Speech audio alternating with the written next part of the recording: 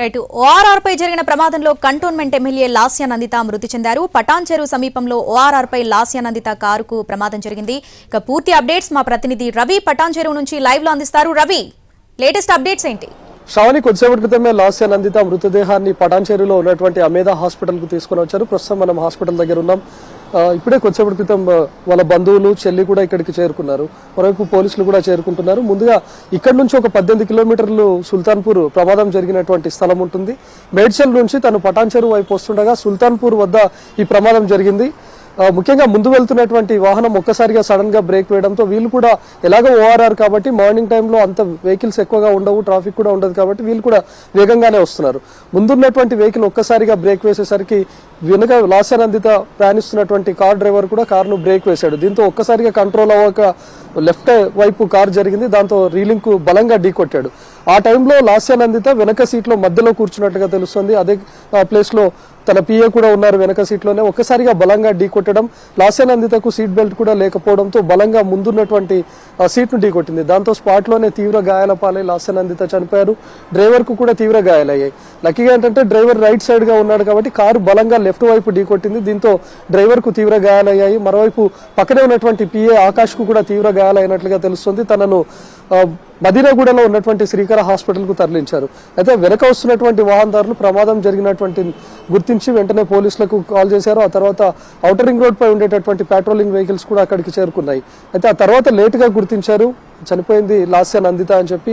వెంటనే పోలీసులు అక్కడికి చేరుకోవడం, చనిపోయిందని నిర్ధారించుకున్న తర్వాత అమేధా హాస్పిటల్ కు ప్రస్తుతం అయితే తరలించారు. ప్రస్తుతం ఒక్కొక్కరుగా బంధువులు, స్థానిక నేతలు కూడా ఇక్కడికి చేరుకుంటున్నారు. శ్రావణి, మరోవైపు ఆకాష్ పరిస్థితి కూడా విషమంగా ఉన్నట్లు తెలుస్తుంది. తను కూడా ఎడం వైపు కూర్చొని ఉన్నాడు. కారు మొత్తంగా మనం విజువల్స్ లో చూస్తే అర్థమవుతుంది. ఒకసారిగా బలంగా ఢీకొట్టింది. ఆ టైంలో రెండు వెహికల్స్ కూడా ఓవర్ స్పీడ్ గా ఉన్నాయి.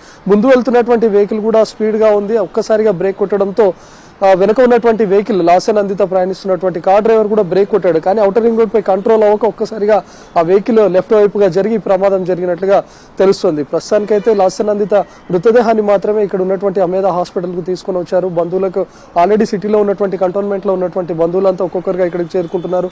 పటాన్ చెరువులో ఉన్నటువంటి స్థానిక నేతలంతా ఆల్రెడీ హాస్పిటల్ కు చేరుకొని ఉన్నారు. మరోవైపు ఆకాష్ తో పాటు డ్రైవర్ ఇద్దరిని కూడా మదీనాగూడలో ఉన్నటువంటి శ్రీకర హాస్పిటల్ కు తరలించారు. వాళ్ళ పరిస్థితి కూడా విషమంగా ఉన్నట్లు తెలుస్తుంది. శ్రావణి, రవి, పటాన్ చెరువు హాస్పిటల్ కి ఎవరెవరు చేరుకున్నారు? అంటే వాళ్ళ బంధువులు ఎవరెవరు, అలాగే బీఆర్ఎస్ నేతలు ఎవరెవరు చేరుకున్నారు అక్కడికి? ప్రస్తుతానికైతే పటాన్ చెరువులో ఉన్నటువంటి స్థానిక నేతలు చేరుకున్నారు. ఎందుకంటే ఈ ప్రమాదం ఎర్లీ మార్నింగ్ 6:25 ఆ టైంలో జరిగింది కాబట్టి చాలా మంది సిటీలో ఉన్నటువంటి లీడర్స్ కి ఇప్పుడిప్పుడే తెలిసింది. ముందుగా ఎక్కడికి తరలించారు అనే దానిపైన కూడా క్లారిటీ లభించలేదు. ఎందుకంటే పటాన్ చెరువు సమీపంలో యాక్సిడెంట్ జరిగింది కాబట్టి అప్పటికే లాస్య నందిత ఘటన జరిగినటువంటి స్థలంలోనే చనిపోయింది కాబట్టి పటాన్ చెరువు గవర్నమెంట్ హాస్పిటల్ కు బాడీని తరలించి ఉండొచ్చు అని భావించారు. దాంతో ఒక క్లారిటీ లేకపోవడం. మరోవైపు శ్రీకర హాస్పిటల్ కు తరలిస్తున్నారు అనే సమాచారం వచ్చింది. అయితే శ్రీకర హాస్పిటల్ కు లాస్య నందిత మృతదేహాన్ని కాదు, ఆకాష్ తో పాటు డ్రైవర్ వాళ్ళిద్దరిని కూడా తీవ్ర గాయాలపయ్యారు కాబట్టి వాళ్ళని తరలించారని తెలిసింది. సో హాస్పిటల్ ఎక్కడ అనేది కొద్దిసేపటి క్రితమే క్లారిటీ వచ్చింది కాబట్టి ఇప్పుడిప్పుడు నేతలంతా కూడా ఇక్కడికి, లేకపోతే బంధువులంతా ఇక్కడికి చేరుకునే అవకాశం కనిపిస్తుంది. మనం ఒకసారి హాస్పిటల్ బయట వైపు కూడా చూస్తే పోలీసులు కానీ లేకపోతే లాస్య నందిత బంధువులు కానీ వీళ్ళంతా ఒక్కసారిగా రావడం, వాళ్ళకి సంబంధించినటువంటి వెహికల్స్ కూడా చూడొచ్చు. పటాన్ చెరువు స్థానిక నేతలకు కూడా ఇప్పటికే సమాచారం ఇచ్చారు. వెళ్లి కనుక్కోండి పరిస్థితి ఏ విధంగా ఉందని చెప్పడం. స్థానికంగా ఉండేటటువంటి నేతలు కానీ లేకపోతే లాస్య నందిత బంధువులంతా ఇప్పుడే హాస్పిటల్ కు పరుగులు పెడుతూ రావడాన్ని మనం చూస్తా ఉన్నాం. అంటే ఎక్కడికి తరలించారు అనేది క్లారిటీ లేకపోవడంతో చాలా మంది బంధువులు కానీ లేకపోతే స్థానిక నేతలు కానీ లేకపోతే బీఆర్ఎస్ లీడర్స్ అంతా రీచ్ అవ్వడం కాస్త ఆలస్యమైంది. ఇప్పుడు ఉన్నటువంటి టైంలో శ్రీకర హాస్పిటల్ కు తరలించారు అని చెప్పడంతో కొంతమంది అటువైపుగా కూడా వెళ్ళినటువంటి పరిస్థితి కనిపిస్తుంది. ఎగ్జాక్ట్ గా ఇప్పుడు మనం ఉన్నటువంటి అమేధా హాస్పిటల్ కు ప్రమాదం జరిగినటువంటి స్థలంకు 18 కిలోమీటర్స్ డిస్టెన్స్ ఉన్నట్లుగా తెలుస్తుంది. ఒక 18 కిలోమీటర్స్ అంటే ఆల్మోస్ట్ వాళ్ళు ఔటర్ రింగ్ రోడ్ దిగితే 10 నిమిషాలు, ఆ తర్వాత మరొక 10 నిమిషాలు, ఎగ్జాక్ట్ గా 20 నిమిషాల్లో తను డెస్టినేషన్ కు కూడా చేరుకుంటారు. అంటే తను పటాన్ చెరువులో ఉన్నటువంటి ఏ ప్రదేశానికి అయితే వెళ్దాం అనుకున్నారో ఒక 20 నిమిషాల్లో తను రీచ్ అయ్యేటటువంటి టైంలోనే ఈ ప్రమాదం చోటు చేసుకుంది. Shravani, right Ravi, thanks for the updates.